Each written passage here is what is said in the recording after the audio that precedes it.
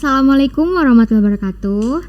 Selamat pagi sahabat UMA Foundation dan sahabat ASA. Kembali lagi dengan obrolan pagi kita bersama psikolog muda asal Majalengka. Beliau juga bekerja di Biro Psikologi Cakrawala Konsultan dengan Ibu Mainasya Mulaili. Oke, selamat pagi semuanya. Assalamualaikum warahmatullahi wabarakatuh. Salam pagi buat sahabat UMA Foundation dan sahabat AHA. Apa kabar semuanya? Baik. Oke, baik. Mudah-mudahan puasa tetap semangat ya. Nah, kali ini kita akan membahas topik yaitu remaja dan segala problematikanya. Nah, sebelum kita masuk ke dalam topik, nah kita harus tahu dulu apa sih itu remaja. Oke, remaja itu adalah sekelompok individu yang berada pada rentang usia 12 sampai 21 tahun ya. Ada remaja awal, ada remaja tengah, ada remaja akhir.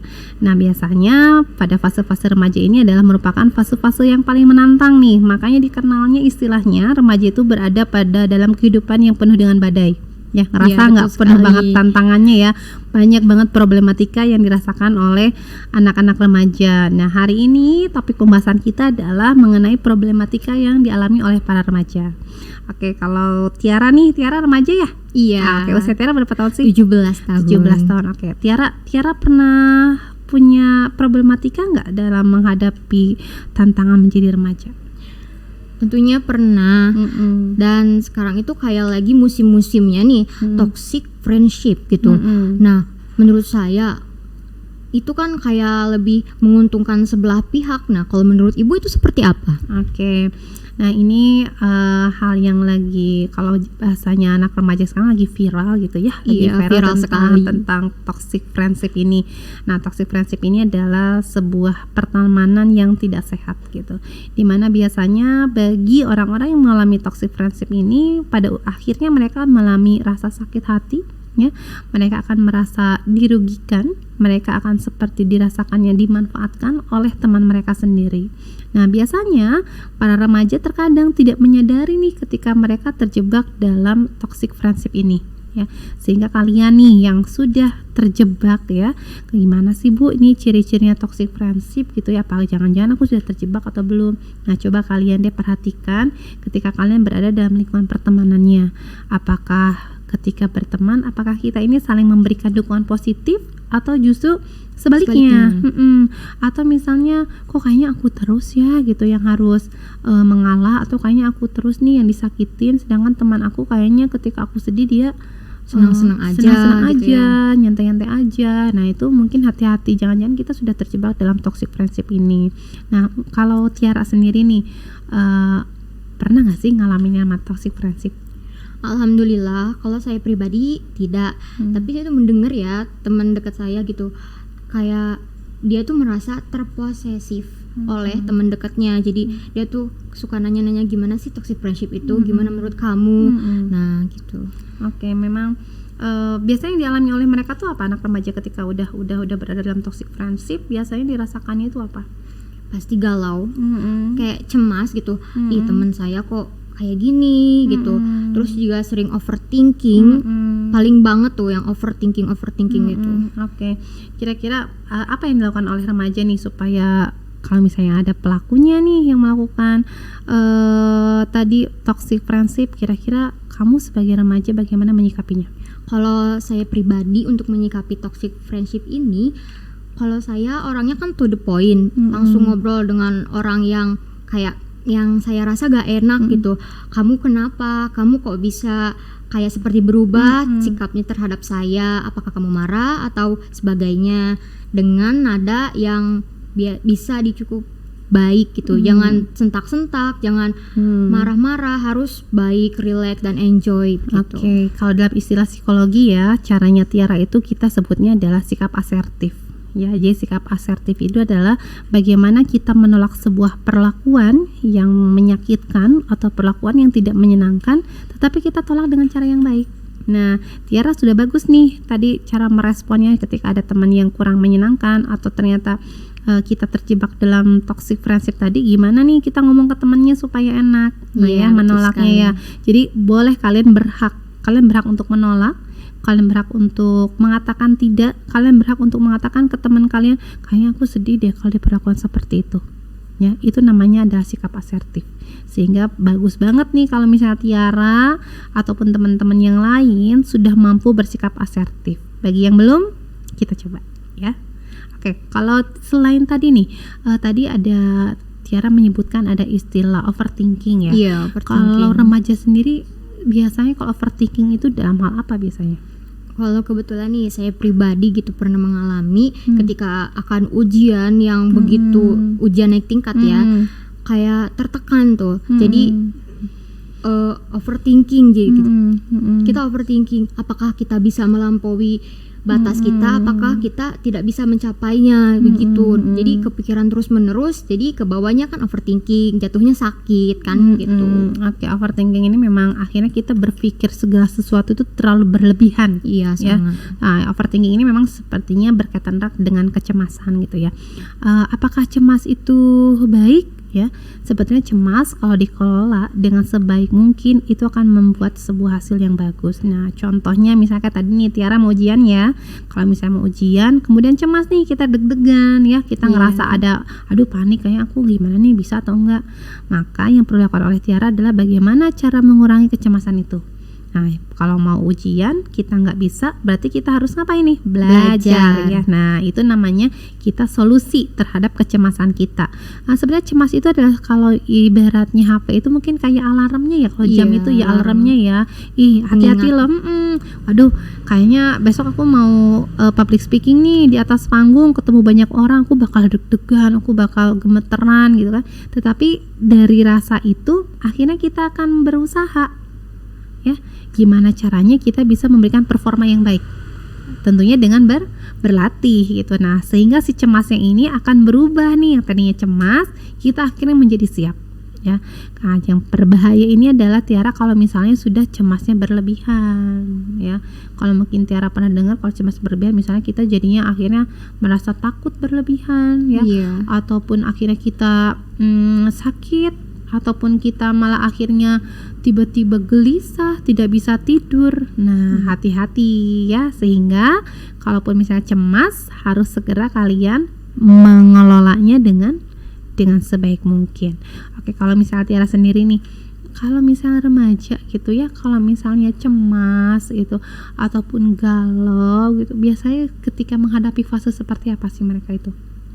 Kebetulan saya kan perempuan ya, biasanya menstruasi atau enggak menghadapi sesuatu yang kita takutin gitu, misalnya kan ujian atau ya apalah tentang itu.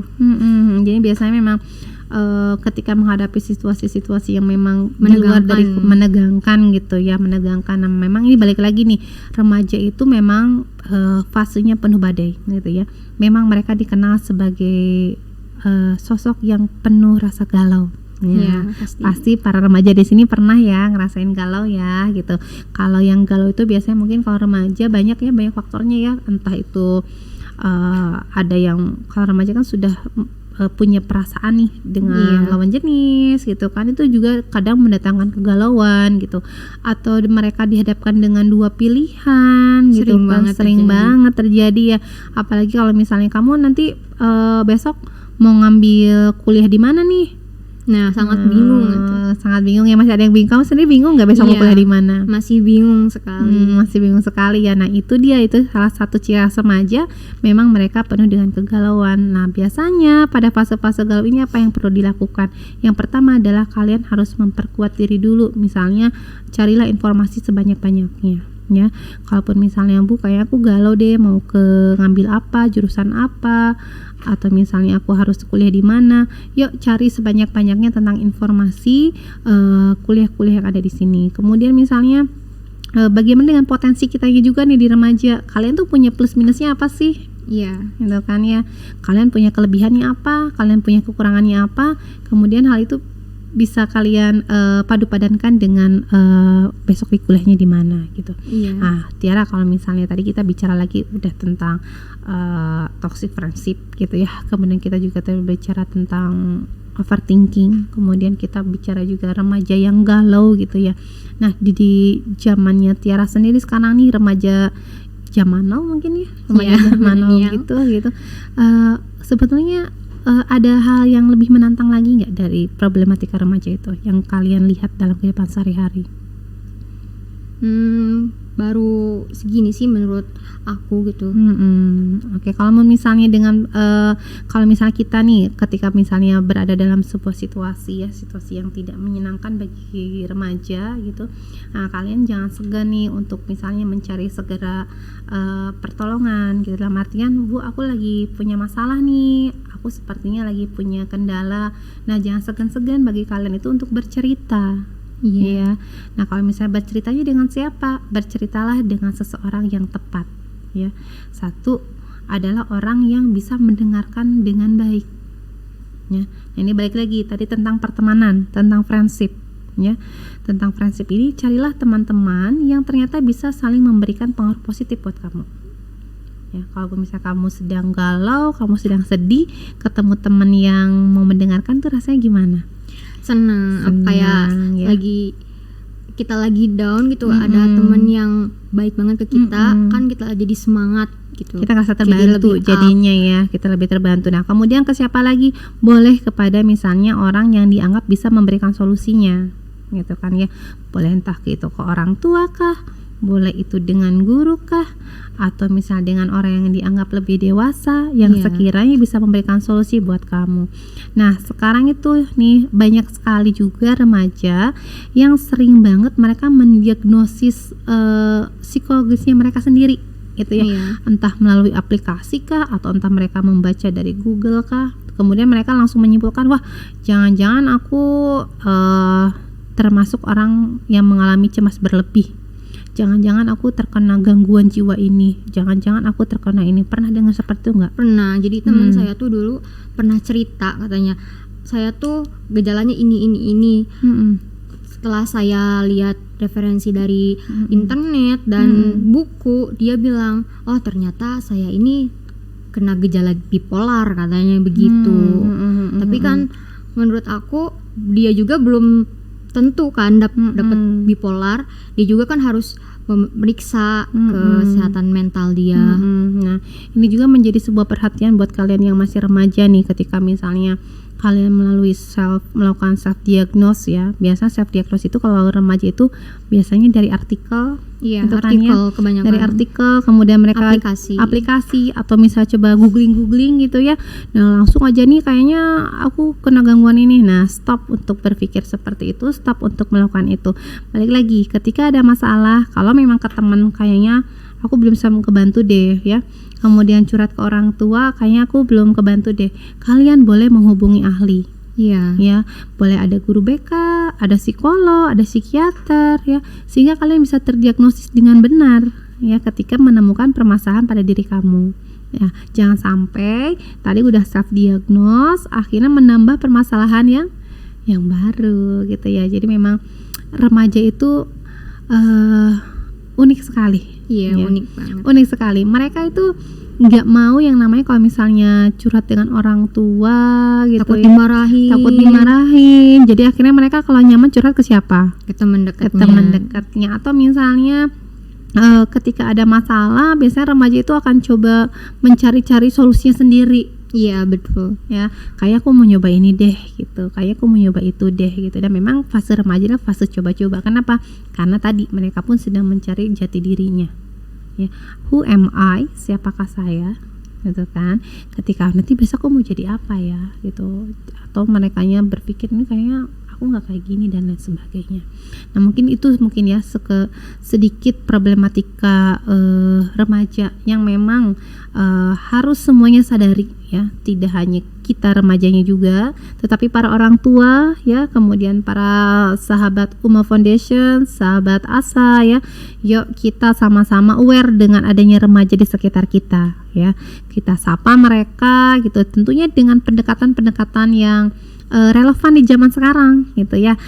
Kalau misalnya zaman sekarang mungkin pendekatannya sudah berbeda dengan yang dulu gitu ya. Kalau sekarang kan mereka sudah melek teknologi gitu ya, sudah bermainnya media sosial gitu. Kemudian bahasa yang dipergunakan pun berbeda dari sangat berbeda gitu ya, sangat berbeda, sehingga kita pun harus betul-betul bisa memahami seluk-beluk di remaja ini gitu ya. Mungkin seperti itu ya Tiara. Kalau Tiara sendiri mungkin ada yang mau ditambahkan buat teman-teman sahabat Foundation dan sahabat dari UMA? Jadi menurut saya sahabat UMA Foundation dan sahabat ASA, kita tuh harus punya gitu kontrol diri dan memperkuat diri kita agar kita juga kuat dan bisa menghadapi problematika yang kita alami begitu. Setuju sekali. Karena penting sekali untuk melakukan kontrol diri ya, apalagi di remaja pasti akan banyak banget nih godaannya. Ya, godaannya banyak banget. Remaja itu tidak hanya tadi dari sisi kita pertemanan, tidak hanya dari sisi kita kegalauannya kita, tetapi di fase remaja ini akan banyak sekali hal-hal yang memang mengundang gitu. Kayak contohnya mungkin ada yang mulai aktivitas merokok, kemudian hal yang lainnya gitu, memang umum menantang di usia-usia remaja, sehingga penting banget tuh tadi yang disampaikan oleh Tiara, kontrol diri tadi gitu ya. Dan satu lagi, kita juga perlu adanya prinsip, karena kalau misalnya tanpa prinsip, manusia kayak tanpa rem gitu. Prinsip kita tentunya prinsip agama ya. Kita harus kembali lagi nih remaja juga, bagaimana nilai-nilai agama kita terapkan dalam kehidupan sehari-hari kita gitu ya. Mungkin itu sedikit pembahasan kita tentang remaja di hari ini ya Tiara ya. Semoga manfaat untuk sahabat UMA Foundation dan sahabat ASA. Kita tutup aja obrolan kita. Wassalamualaikum warahmatullahi wabarakatuh.